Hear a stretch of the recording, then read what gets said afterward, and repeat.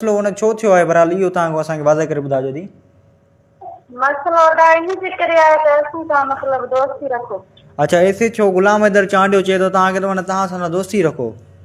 हा दोस्ती रखो ऐं मुंहिंजे बंगले ते पेश थियो। सही।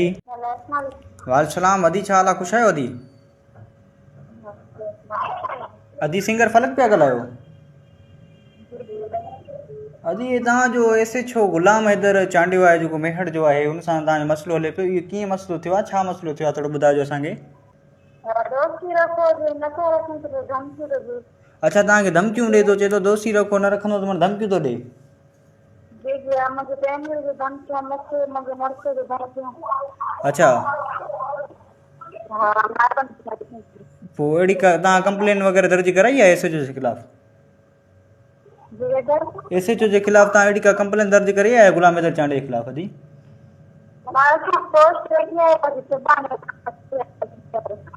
अच्छा तव्हां एस पी दादू खे अहिड़ी का कंप्लेन दर्ज न कराई आहे हुन वटि?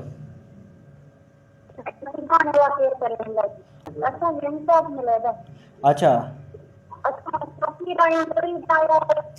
करे छा तां थियो आहे, कहिड़ी ॻाल्हि तां थियो आहे, या तव्हां सां किथे मिलियो आहे, या तव्हां सां कीअं राब्तो हुनजो थियो आहे?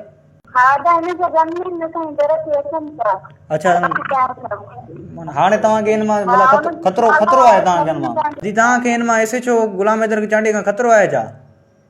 जी जी असांखे खतरो आहे, असांखे धमकियूं था ॾियनि ऐं हुनजो सालो आहे सलीम चांडियो, उहो बि असांखे धमकियूं थो ॾिए। उन जो नालो छा आहे अदी? सलीम चांडियो।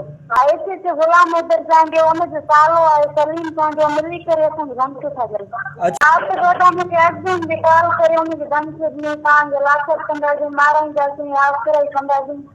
सही सही। तव्हांजी फैमिली खे माना मारींदासीं। अच्छा माना तव्हांजी फैमिली खे बि धमकियूं आहिनि? जी जी अदी पोइ हाणे तव्हांजो भला छा मुतालबो आहे? असांखे इंसाफ़ खपे दादा। असांखे धमकी थी मिलनि ऐं उन्हनि जा गनमेन असांजे दर ते अचनि पिया, तड़प पिया कनि त तव्हां साहब वटि पेश थियो, S H O Ghulam Haider Chandio. अच्छा पेश थियो छो पर पेश असां जो पोइ राति हिननि कॉल करे असांजे मुंहिंजे हस्बैंड खे माना धमकी ॾिनई मारण जूं, असांजी फैमिली खे ऐं मूंखे।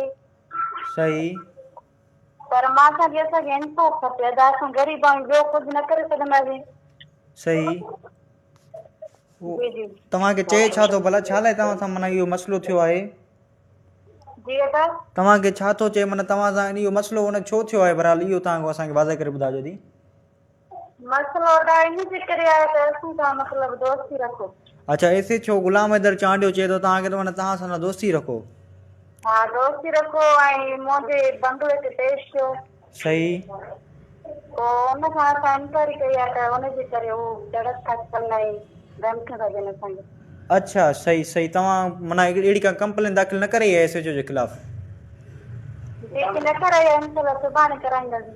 सुभाणे कराईंदो। सही सही सही। हाणे तव्हांजो मुतालबो छा आहे अदी? एस पी दादू ऐं डी आई जी हैदराबाद आई जी सिंध खां